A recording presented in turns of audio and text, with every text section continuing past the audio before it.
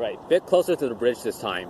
See some of the pier, and there's actually a whole lot of people behind me, so much for a lockdown during the coronavirus. Anyways, so today's topic, where did we learn what we know now about learning how to do basics such as reading, writing, sports, social norms?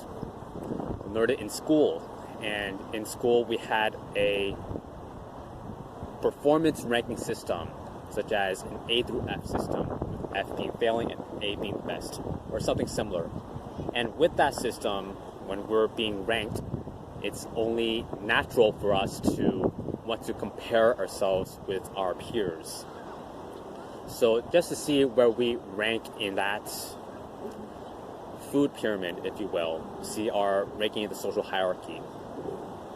And just as it's natural for us to take the reading, writing, sports skills with us into adulthood, which we should, it's also the path of least resistance for us to take the comparing ourselves with our peers, taking that with us as well, as that's the most natural thing to do.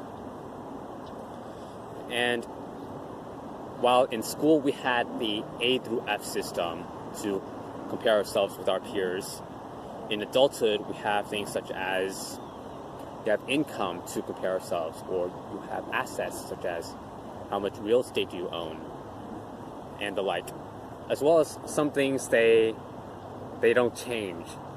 Just as the song went, high school never ends, we still compare ourselves with who has the best toys. Maybe in grade school it might have been playing cards, Barbie dolls, now who has the better car, or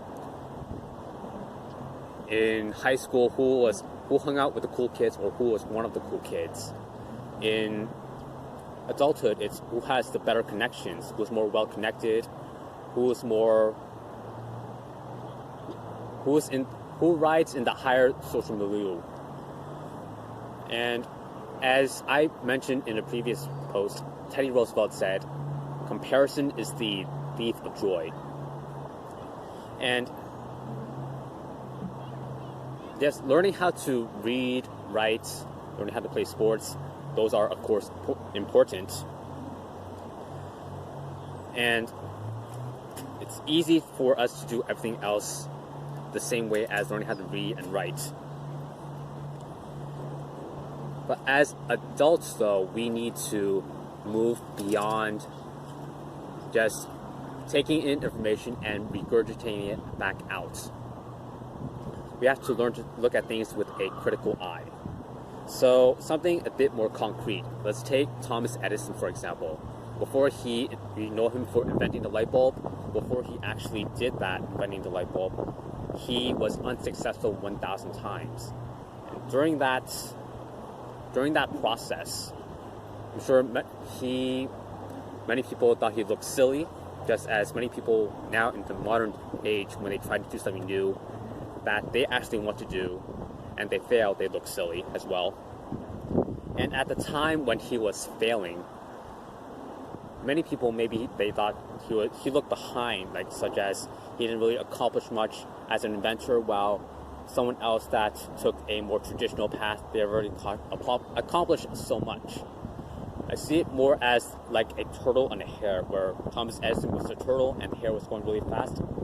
But Thomas Edison was slow, and instead he is consistent. That's why he was able to power through those 1,000 unsuccessful attempts at the light bulb.